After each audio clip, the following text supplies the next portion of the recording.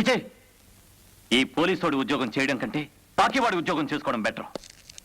నేరస్తుల్ని ఊడ్చేయలేకపోయినా చెత్తా చెదారమైన ఊడవచ్చు. ఆవేశపడకు బావా. ఒక రౌడీ మేయర్ అంట, ఇంకో రౌడీ ఎంపీ. 24 గంటల్లో వాళ్ళ మీద తప్పుడు కేసు పెట్టినందుకు సంజాయిషి ఇచ్చుకోకపోతే ఉద్యోగం తీసేస్తారట. అంతకంటే ముందు నేనే వదిలేస్తే పోరా? వాళ్ళు భవిష్యత్తులో అయ్యేది నాయకులు కాదు బావా, ఖైదీలు. నేనంత తేలిగ్గా జడ్జి గారి దగ్గర ప్రమాణం చేయలేదు.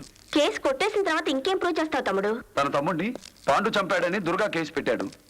తన మనిషి నాగరాజుని దుర్గా పొడిచాడని పాండు కేసు పెట్టాడు. ఇద్దరు అబద్ధాలు చెప్పి తప్పించుకున్న నాగరాజుని పడవడం అబద్ధం కాదుగా. అతను గవర్నమెంట్ హాస్పిటల్లో ట్రీట్మెంట్ తీసుకోవడం అబద్ధం కాదుగా.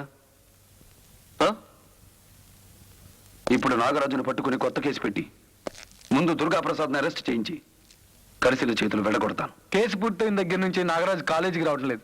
ఒకవేళ ఇద్దరు కలిసి చంపేశారేమో.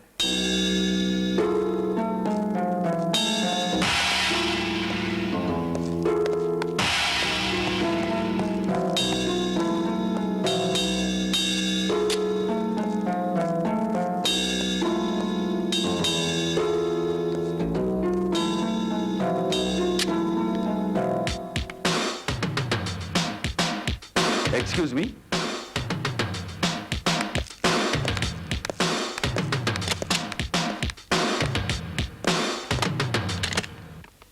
డోర్ మూసిందేంది భయ్? స్టైల్ మార్చా.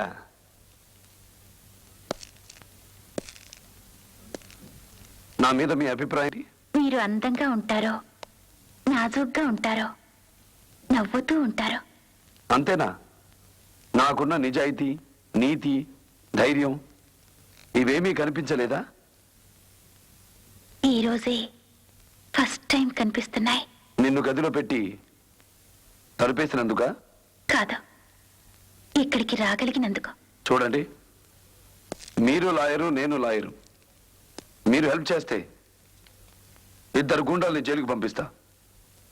చెప్పండి, నాగరాజు ఎక్కడున్నాడు? ఏంది భయ్, ఏం చేస్తున్నాడంట లోపట? నా అడ్డం లాడ్జింగ్ చేస్తున్నాడంట. చూడండి, దుర్గాప్రసాద్ గారు, పాండు గారు విడివిడిగా ఉన్నప్పుడే ఎవరూ ఏమీ చేయలేకపోయారు. ఇప్పుడిద్దరూ ఒకటయ్యారు. అనవసరంగా వాళ్లతో పగెందుకు?